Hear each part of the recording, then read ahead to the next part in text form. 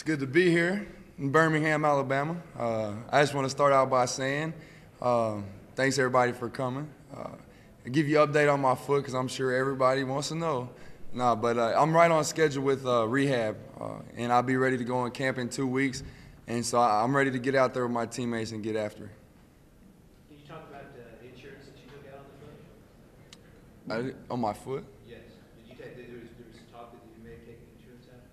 I did it before any of that ever happened, just as part of, when I decided to come back, I just took an insurance policy out. It wasn't because of my foot, no. Okay. Driving you crazy? Say it again? Is it driving you crazy?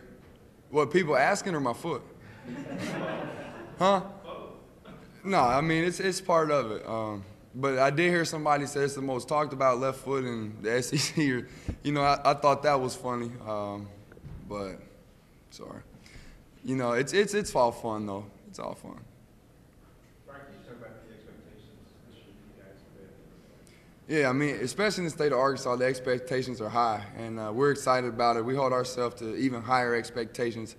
We know what we got as a team, and we know how much we've worked, and we still got a whole bunch of more work to do.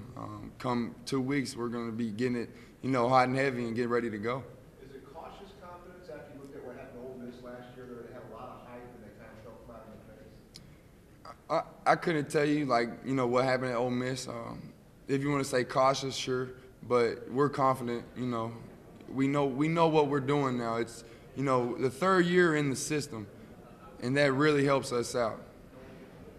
How much film do you watch? What do you see when you see yourself, and what other quarterbacks do you admire or watch a lot? I mean, there's no telling how much film I watch. That's what I do on a daily basis, and I love getting in the film room. Usually when I watch films of other quarterbacks, it's guys like Tom Brady and Peyton Manning, just to see how they handle the line of scrimmage and how they control the game. Is it fun to be a part of an offense like that, slinging that ball all over the place? It's too much fun. I mean, you got guys that you got five running backs that can take it to the house at any time. You got 6 or 8 receivers that can catch it and go score. But it starts up front with the offensive line. And we got 3 guys that are returning starters that have played for 3 years, and we got another guy that's played for 2. And I think we're going to have another guy that is a redshirt freshman that's really, really good. If he comes to camp and plays like he's supposed to. There's a lot of talk about agents this week, and you're expected to go high in the NFL draft. You see some of that pressure from agents to get approached. No, I've pretty much set the standard that I'm not talking to any agents. Anybody that calls coach or whatever, he tells them, I don't want to talk to them right now. Don't call my family. They don't want to talk to you right now. I mean, it's nothing personal. It's just I'm focused on the season, and my family doesn't need to be bothered, by all the people calling them all the time. You get some of that. I mean, of course I get calls, but I normally don't answer, calls the number I don't know. Ryan, you talked about the team expectations are high. What about your own expectations for yourself? And on that note, your coach said that your only weakness perhaps is that you can get too excited before a game, too much pressure. So how do you compare those two? I do get excited. This is a fun game. It's the ultimate team game, and I feel like my responsibility is to have everybody going. I just got to separate that from, just relaxing. But, I'm still getting them going, but calming myself down a little bit, and I'll be able to play a lot better. So your expectations then for the season as a whole for yourself? I don't have any expectations for myself. I look at it as I want the team to win, and I'm more concerned about wins and losses than stats. That's the only stat I care about is wins and losses. I saw a story that said you were talking 14 already, 14-0. I mean, it'd be nice. I said it'd be nice. I didn't predict that we were going to win 14 or anything, but if everybody's got a chance to win 14 games, it depends on how you prepare yourself and how you execute on the field. Coach Petrino also said that when he'll turn on the video after a game, that he sees a couple of throws that he thinks that you're the only guy in the country who can make those. How does that make you feel? I mean, coming from Coach Petrino, it's humbling, really, just that he thinks that highly of me. Because he knows I think highly of them. I mean, he's another father figure in my life that's really just helped me mature and grow as a person.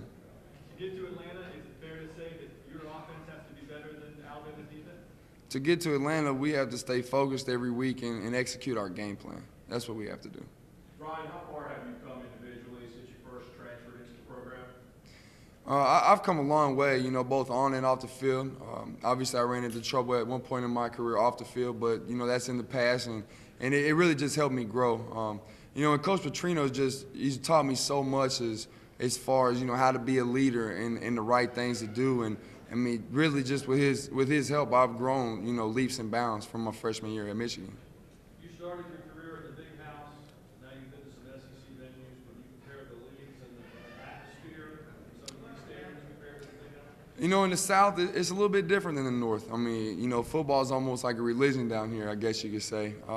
And up there it is too. It's just something about the SEC fans that just makes everything a lot more exciting. Rumor has it you become a pretty good swimmer before all the rehab. Yeah, I'm thinking about trying out for the Olympics in 2014. Just got to talk to the USA coaches and see what they think. Ryan, how do you feel about getting the ball to the tight end this Well, year? DJ, as long as you're not double covered, then I'll try to get it to you. You're getting a lot of notoriety, but your receivers don't seem like that they're individually getting some of that notoriety.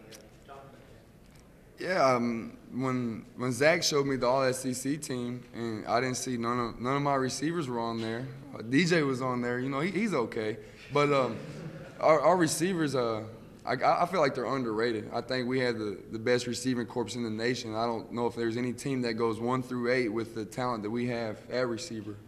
Do you feel that Arkansas can not get the respect they deserve in the West? I wouldn't say that. You know, we've got plenty of, I guess you could say, hype or whatever, and that's fine. We don't need respect. We just want to play football and win games.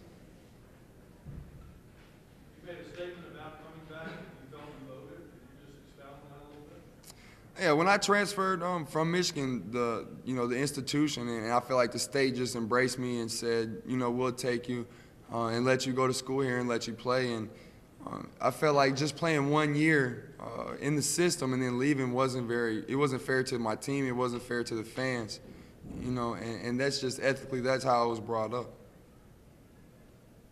Coach Petrino said you've been used to high expectations, used to standing out in the crowd. He said you were the tallest guy in 6th grade. I'm the tallest guy since kindergarten. It's never changed. In 6th grade, and how has that kind of helped you get used to that? I don't remember how tall I was in 6th grade. In 8th grade, I know I was 6'3". You know, I've always, you know, since the kindergarten, just being the biggest kid, I guess you can say there's a bullseye on your back. Everybody wants to bring you down, and I've kind of embraced that and just with the bring it on attitude. That's kind of how my family is. We don't back down from anything, and that's how the team is also. So, I mean, if you see a cheap shot, I'm sure somebody's going to be right there letting them know about it from an offensive line or DJ. When you were at Michigan, everybody was always talking to the fans, what about Ohio State? What about Ohio State?